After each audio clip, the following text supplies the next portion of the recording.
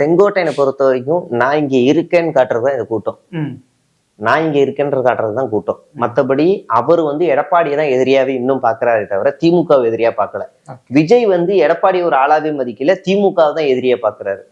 ரெண்டு பேருக்குள்ள முரண் புரியுதா? இப்ப நீங்க வந்து செங்கோட்டையன் தாவேக்காக்கு போனதுக்கு அப்புறமா எங்கேயாவது ஒரு இடத்துல திமுக எதிர்ப்பு பேசினாரா? பேச கிடையாது, பேசவும் மாட்டாரு. அப்ப அப்படி இருக்கும்போது இவர் எப்படி ஒரு ஒரு ஒரு தலைமையை வந்து இவர் இந்த கூட்டத்தை எப்படி சிறப்பா நடத்தி முடிப்பாருன்னு ஒண்ணு இருக்கு இல்லையா?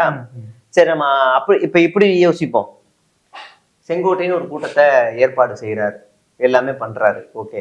கொஞ்ச நாளைக்கு முன்னாடி ஒரு 100-200 பேரை திரட்டுறாரு. யார் தலைமையில அந்த நபர்கள்லாம் கட்சியில சேர்ந்தாங்க? விஜய் தலைமையிலயா? இல்ல.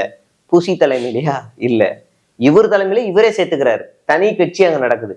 இங்க கட்சி மாநிலம் விஜய், ஆதவ அர்ஜுனா, புசி எல்லாம் என்ன சொல்றாங்கன்னா, தமிழ்நாட்டுல போலீஸ் பர்மிஷன் தரமாட்டுறாங்கன்னு சொல்றாங்க. செங்கோட்டையன் அன்னைக்கு சாயங்காலமே தனியா ஒரு ஸ்டேட்மெண்ட் தராரு. போலீஸ் பர்மிஷனா? அப்பெல்லாம் அதை கேட்டோன்னே கொடுத்துட்டாங்க. எந்த இடம் கேட்டோம் கொடுத்துட்டாங்க, எந்த நேரம், டைமிங், நாள் எல்லாமே கரெக்டா கொடுத்துட்டாங்க, எந்த பிரச்சனையும் இல்லைங்கிறாரு. ரெண்டு பேருக்குள்ள முரண். சரிங்களா? இப்ப நீங்க இந்த கூட்டத்திலயுமே கூட செங்கோட்டையன் என்ன பேசுவாரு? திமுக எதிர்ப்பா பேசுவாரா? நீங்க வேணா பாருங்க, பேச மாட்டாரு. செங்கோட்டையனுக்கு பேச வாய்ப்பு கொடுக்கப்படும், அது ரொம்ப கஷ்டம். ஒருவேளை கொடுத்தா வாய்ப்பு கம்மி தான். அவரும் திமுக எதிர்ப்பா பேச மாட்டாரு.